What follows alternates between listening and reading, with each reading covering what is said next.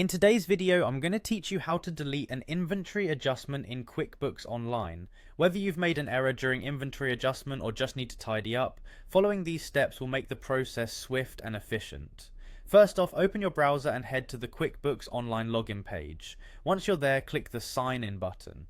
This is your gateway to accessing your QuickBooks profile and is the first essential step to removing any inventory adjustments. With this, you'll want to select QuickBooks Online from the list of options. QuickBooks may serve multiple products, but QuickBooks Online is specifically catered for online accounting needs and is the one we need to access inventory adjustments.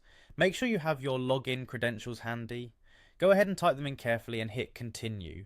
By logging in, you're stepping into your financial management dashboard where all your data lives. Now up at the top right corner of your QuickBooks dashboard, there's a search bar ready for you to use. This tool is quite handy. It can navigate you through volumes of transactions and locate specific items in seconds. Click into it and it will guide you to your recent transactions more directly. Once you access the recent transactions section, take a moment to scroll through if necessary and locate the particular inventory adjustment you are planning to delete. Keep in mind that this section lists various transaction types, so confirm you found the correct inventory record. Once you've found the right one, go ahead and give it a click to open it up.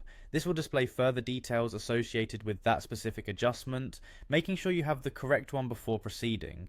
Next, scroll down to the bottom of this display window. You'll find a delete option waiting at the bottom of the screen. Selecting this button will initiate the process to remove the inventory adjustment.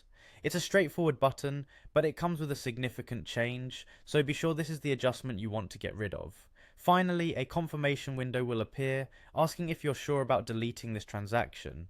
Click Yes to confirm your decision. This is the final step and serves as a safeguard to ensure you don't delete anything by accident.